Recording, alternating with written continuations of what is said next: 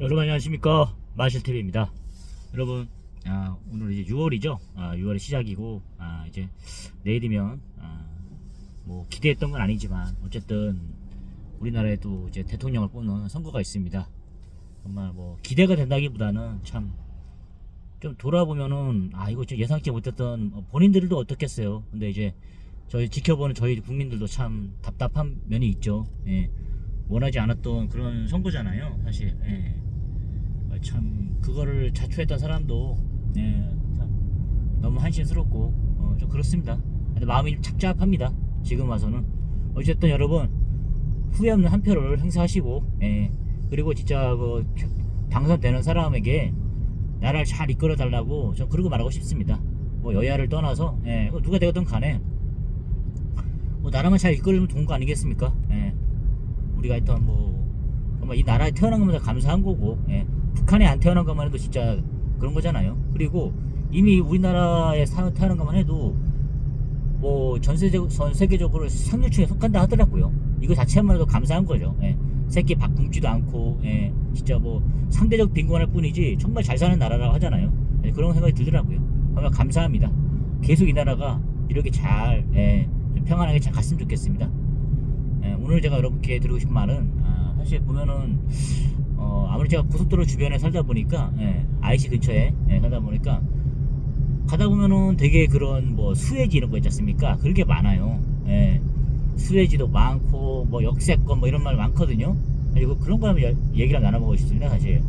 예, 사실 뭐 제가 여기 지금 삼성 뭐 이동면 천리라고 있지 않습니까? 예. 그쪽하고 이제 남사 쪽으로 해서 뭐 120조 원 토지가 된다고 해가지고 제가 이제 직접 그 동네에서 제가 이제 일을 했었거든요. 화장품 회사. 지금은 이사를 갔지, 군포로 이사 갔지만, 그렇게 살다 보니까 그 주민들도 막 동요를 하더라고요. 거기에 이제 바로 이제 토지 수용이 되는 분들하고 안 되는 분들하고 시비가 많이 엇갈리더라고요. 예. 2023년도 그때 분위기 참 그랬어요. 예. 어쨌든 지금은 삼성이 약간 주춤하고 이런 것 같은데, 어쨌든 그런 상태였고, 그러다 보니까 막 땅값도 들썩이고 이런 거 막 그런 게 좀 있었거든요. 예. 근데 지금 뭐 그렇게 보면은 막 되게 광고 같은 현수막에 걸린 거 보면은 그 주변에 이제 그걸 보고 이제 막 아파트 있지 않습니까? 예, 그런 것들 보면은 막 뭐 신축하는 것들도 보면은 막 직접적으로 그런 얘기 막 나오는 거예요. 막 이거 뭐 완전히 그 최대 수혜지다 막 이런 식으로, 예, 반도체 최대 수혜지 막 이렇게 다 적고, 그 다음에 현재까지 지금 현재는 어쨌든 그거는 제가 생각하기에는 이제 뭐 평택도 지금 막 이렇게 공수 같은 게 막 몇 공기 있지 않습니까? 몇 공구 이런 거, 뭐 시구 이런 것도 있다고 들었는데, 평택 어쨌든 잡히긴 잡혔지만 뭐 반도체 벨트라 해가지고 용인까지 평택, 그 다음에 수원, 용인 이런 식으로 잡혔잖아. 이천까지 잡힌 거지 않습니까? 그리고 참 이 용인이랑 이 수도권 여기 경기 남부 쪽이 참 그렇게 보면은 일하기엔 참 좋은 것 같긴 해요. 예. 그럼 양질의 일자리가 다 몰려 있잖아요. 뭐 그 사람들도 뭐 이렇게 지역 균형을 위해서는 솔직히 지방을 가는 게 맞지만 뭐 이유가 있기 때문에 이쪽으로 온 거겠 이유 있지 않습니까? 어쨌든 이 지역에 사는 사람들 입장에서는 솔직히 혜택이 많은 거죠. 아무래도 일자리가 넘쳐나니까. 예. 또 그런 상태인데, 그 얘기 들어보면은 그런 차원에서 막 이렇게 아파트 같은 거 많이 투자를 많이 하는 것 같아요. 건설도 많이 하고 그런 거 같은데, 근데 너무 이제 중구난방식으로, 저는 이 지역에 살다 보니까 그걸 잘 알거든요. 예. 근데 타 지역 사람들한테 그거 혹할 수도 있어요. 근데 저희들은 지역에 살다 보니까 좀 웃기죠. 예. 놀리는 것 같기도 하고. 왜냐면은 뭐 예를 들어서 처음엔 그랬어요. 지금 그 어디요? SK 하이닉스, 예, 용인에, 예, 원삼 쪽에 있거든요. 그건 이미 공사가 들어갔어요. 땅 벌써 다 토지 수용 다 하고 이미 지금 땅 다 갈아엎은 다음에 이미 그 공사 들어가고 있거든요. 엄청나더라고요. 그건 확실하게 들어가는 거잖아요. 삼성은 어떻게 할지 모르겠지만, 예, 어쨌든 땅은 계획에 잡혀 있고, 어쨌든 그런 상태인데, 지금 보니까 그 뭐 그렇게 들어보면은 지금 거기랑 거리가 꽤 있는 남사 있지 않습니까? 남사 한숲시티라고 있어요. 거기도 예전에는 처음엔 그랬어요. 거기에 야 진짜 왜 이렇게 뚱딴지 같아 4,000세대가 들어가 있을까? 주로 하나 쪽에서 좀 많이 이렇게 들어갔던 거 기억거든요. 한번 저도 가봤는데 그 뭐 다른 분들이 얘기하더라고요. 거기 진짜 완전히 뭐 신도시 같은 느낌도 들고 그냥 거기서 고등학교까지 자녀들 키우기 딱 좋다고 하더라고요. 그리고 나오는 이런 식으로 예. 그냥 뭐 성에 갇힌 뭐 이렇게 그런 거 있잖아. 자기들만의 그런 거 아니 자체적으로 다 되니까 또 어쨌든 배우의 그런 남사 이런 쪽에 뭐 일거리도 많고 이러니까 충분히 그런 가능할 것 같습니다. 뭐 지방하고는 다르죠. 일거리가 있으니까. 예. 근데 거기엔 살고 근처로 이제 출퇴근하는 거죠. 아무래도. 예. 어쨌든 초중고 다 있고 이렇게 하니까 그런 살기는 참 예. 고등학교까지는 좋은 것 같아요. 근데 이제 서울로 나가기가 그런 게 좀 힘들죠. 아, 불편하고 이런 거 있겠죠. 예. 역 같은 게 없으니까. 예. 어쨌든 보니까 이제 거기도 지금 예를 들어서 그 다음에 거기랑 예를 들어서 그 삼성 발표되기 전에 그런 SK 하이닉스 예, 원산면 이쪽이랑 거리가 제가 알기로는 한 30km 나거든요. 근데 반도체 수혜지예요. 예. 반도체 직접 수혜지 이런 식으로 광고를 뜨거든요. 막 그렇게 해서 이렇게 광고를 때리는 거죠.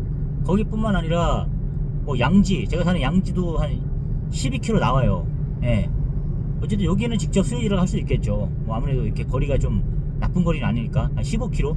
제가 생각하기에는 한 15km 차량 정도로 예. 가장 좋은 건 어쨌든 대중교통으로 갈 수 있는 게 가장 좋겠죠. 예. 근데 야 이거 뭐 말도 안 되게 약간 뭐 그런 거 다 갖다 붙이니까 그러니까 거기도 그렇고 용인 끝자락 있지 않습니까? 뭐 기흥이라든가 수지 이런 쪽에서도 반도체 수혜지로 뜨는 거예요. 아 같은 용인이니까 그렇게 묶는 거구나. 수지랑 기흥 쪽은 솔직히 뭐 이렇게 수원이나 이런 쪽으로 묶이는 걸로 봐야 되는데 제 생각하기에는 우리가 뭐 분당하면은 성남 사람들이 싫어한다 그랬잖아요. 또 수원도 마찬가지로 강교, 예, 강교로 부르고 싶지 수원이라고 얘기 안 하잖아요. 뭐 그런 거, 뭐 동탄도 마찬가지로 화성이라고 안 하잖아요. 이런 식으로 그게 묶이잖아요, 사실. 근데 이제 죄다 이제 뭐죠 분양사에서 홍보할 때 반도체 직접 수혜자를 이렇게 얘기하는 거예요. 좀 우습죠, 사실은. 근데 이제 예를 들어서 외지인들이 와서 뭐 집을 구매한다 그러면은 당연히 그렇게 혹할 수도 있어요. 근데 이제 지역 주민들 같은 경우에는 좀 그렇게 얘기하면 좀 우습죠, 사실. 예.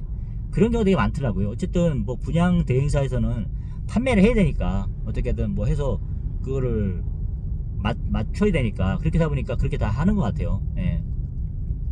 뭐 거기뿐만 아니라 뭐 역세권 이런 것도 많거든요. 제가 알기로는 어때 뭐 병점 쪽에 보니까 뭐 이런 재건축하는 그런 현장도 있어요. 그런데 가보니까 거기도 걸어서는 병점역까지 못 가요. 예. 어쨌든 어쨌든 역세권이라 생각해서 가봤는데 이렇게 걸어서 가려니까 걸어서 가면 25분이 넘어요. 예. 걷고 그 다음에 차도 같은 데를 지나가야 되기 때문에 쉽지가 않거든요. 예. 근데 이제 자기들 얘기는 그런 거죠. 아 버스 타고 한정거장이다. 버스 타고 5분이다. 당연히 그런 식으로 해서 역세권 이렇게 광고하더라고요. 예. 아 당연하죠. 그런 거는 역세권 뭐 그런 거 있잖아요. 근데 제가 생각할 진정한 역세권은 걸어서 10분 요 정도가 가장 좋은 게 아닐까 싶더라고요. 어쨌든 그런데 보면은 버스 타고 버스비가 어쨌든 기본적으로 뭐 1450원 1500 하잖아요. 그 어쨌든 교통비 2배가 나가는 거잖아요. 한 번을 갈아타야 되니까 그게 역세권을 할 수 있을까요? 저는 그 생각이 들더라고요. 예. 그 예를 들어서 뭐 잠실에 무슨 4,000세대 넘어가는 그런 아파트도 엄청난 규모의 아파트도 그 역하고 끝자리에 있는 것은 걸어서 15분 넘어가잖아요. 예를 들어서 그 정도도 역세권이라 하기도 힘들다고 할 수 있는 사람도 개인적인 차이가 있을 거 아니에요. 예. 그 역세권이 아니라 근데 이제 바로 역 앞에 예. 그런 사람이 진짜 초역세권이죠. 예. 근데 이제 그런 사람도 있잖아요, 사실. 예. 그렇게 봤을 땐 좀 우습죠. 예. 다 죄다 이제 역세권을 붙여놓고 예. 판매하기 위해서 그렇게 하는 것 같은데 상술이잖아요, 사실. 예. 그런 것 같은데 근데 그런 것도 이제 집을 구매할 때 있어 그냥 생각을 많이 따져봐야 될 것 같아요. 예. 무조건 뭐 혹해가지고 역세권을 한 게 아니라 가장 중요한 건 임장이죠. 임장을 통해 가지고 직접 그런 뭐 자기들만의 수혜지라 그러는데 가서 보는 거죠. 예, 직접적으로. 예, 그렇게 하고 봐야지 이거 말만 듣고는 진짜 아닌 것 같아요. 예. 뭐 반도체 수혜지, 직접 수혜지. 요즘에 이런 거예요. 반도체 수혜지를 한 다음에 다 죄다 그렇게 다 분양사에서 그렇게 해버리니까 여러 가지 신축 아파트 이렇게 분양해버리니까 요즘에 어떤 분들은 직접 수혜지, 예, 뭐 이런 식으로 또 나오는 거예요. 더 당연하고 자극적인 말 쓰더라고요. 예. 직접 수혜지 뭐 이런 말도 쓰고 그리고 뭐 초역세권 뭐 이런 거 있지 않습니까? 예. 역세권을 떠나서 초역세권 뭐 이런 식으로 하는 거예요. 사실 그렇게 정확하게 정보를 알려줄 필요는 있어요. 예, 사실. 예. 그렇게 해줘야지 뭐. 근데 이제 또 예전 같은 뭐 부동산 호황기 때는 그런 말도 통했죠. 그냥 그런 거 말 듣고 혹해서 샀던 분도 있어요. 근데 신중했던 사람들은 뭐 전세로 살고 있던 분들은 그러다 보니까 이제 집을 못 샀고 했던 분들이 계시거든요, 사실. 예. 당시에 뭐 그런 분위기에서 예, 샀던 분들은 돈을 버신 분들도 있고 까먹은 분도 있을 거예요. 이제 꼭대기까지 올라갔을 때 산 사람도 이제 손해고, 예, 오르기 전에 그렇게 예, 샀던 분들도 이익을 본 사람도 있을 거고요. 사실 진짜 운인 것 같습니다. 예, 부동산은. 예. 어쨌든 간에 제가 생각에 뭐 역세권이든 초역세권이든 뭐 그다음에 최대 수혜지 뭐 수혜지든 간에 약간 어느 정도는 지금부터는 이제 정확한 정보를 주어가지고 고객들이 살 때 좀 이렇게 정확하게 판단해보고 살 수 있도록 그렇게 했으면 좋겠어요. 이거 뭐 한참 뭐 떴다방이라든가 뭐 그런 거 있지 않습니까? 뭐 사기 있잖아요. 분양 사기 있지 않습니까? 예. 그런 것들이 많았지 않습니까? 그런 것들로 인해서 소중한 시민들의 그런 재산이 그냥 이렇게 날아가는 거잖아요. 그런 일이 없도록 이렇게 좀 유념을 해가지고 분양사에도 8명 고만이다, 우리는 8명 고만이다, 이런 식으로 안 했으면 좋겠어요. 정확한 정보를 통해서, 데이터를 통해서. 왜냐면은 진짜 생애 처음이자 마지막이 될 수 있는 그런 자신의 그런 집에 대한 투자잖아요. 그런 소중한 돈을 그렇게 한 번에 날려버리게 하면은 정말 인생이 그냥 도둑 맞는 느낌이잖아요. 인생이. 젊은 사람이라고 해서 뭐 그게 뭐 쉽게 일어날 수 있겠습니까? 그게 아니잖아요. 그 젊은 사람들의 인생을 도둑질 하는 거예요. 여러분 아시잖아요. 1억을 벌기 위해서는 100만원씩 8년을 꼬박 일해야, 적금을 한 달도 쉬지 않고 해야 벌 수 있는 게 또 1억이에요. 100만원씩 적금하는 것도 대단한 거잖아요. 그런 식으로 지금 그런 소중한 돈이잖아요. 어쨌든 간에 분양사에서는 진짜 뭐 그런 것들을 잘 이렇게 정확한 팩트를 전달해야 될 것 같고, 그리고 이제 집을 준비하시는 분들도 역시나 그런 것도 잘 따져보셔가지고 무턱대고 예전처럼 뭐 한창 호황기 때 문재인 대통령 시절에 그런 거는 솔직히 힘들 것 같아요. 한창 그때 막 집값이 어느 조정이 되잖아요. 뭐 예를 들어서 용인에 있는 뭐 예를 들어서 뭐 우민이 그런 그 아파트가 좀 대장주인데 처인구에서 그런 것도 마찬가지로 지금 뭐 제가 그때 문재인 대통령 때 분위기 같으면 10억을 찍을 줄 알았어요. 근데 그것도 조정이 되잖아요, 스스로. 3억 3천에 분양해가지고 보통 뭐 한참 좋을 때 6억 갔다가 6억 이상 찍을 줄 알았는데 결국 그냥 6억 선이에요. 6억 선, 5억 9천 6억 선이거든요, 대장주가. 그 정도 선 이러면 돼요. 기흥역 같은 경우에 한 10억 선 되고, 그 다음에 수지 쪽도 마찬가지예요. 수지 쪽도 그냥 초역세권 구성역 뭐 이런 쪽가 아니면은 보통 그냥 용인 초인구보다 1억 정도 비싸다 보면 되는 거야. 7억 정도 이런 식이 되더라고요. 하여튼 뭐 제가 생각하기에는 그렇더라고요. 이제 부동산 자체가, 저도 이제 시세를 다 보고 있는데 양지 쪽도 신축이다 보니까 뭐 마지막 4억대 아파트 뭐 이런 식으로 나오는데, 보통 뭐 여기서도 보통 보면 한 저 브랜드 있는 아파트 같은 경우에는 5, 6억, 5억 정도 하는 것 같아요.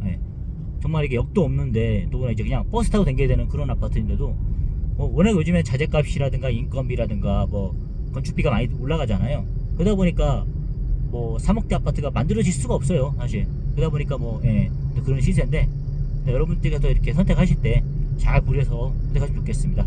여러분 오늘 하루 좋은 하루 되시고요. 내 선거 정말 후회 없는 결정 내리시기 바랍니다. 여러분 감사합니다.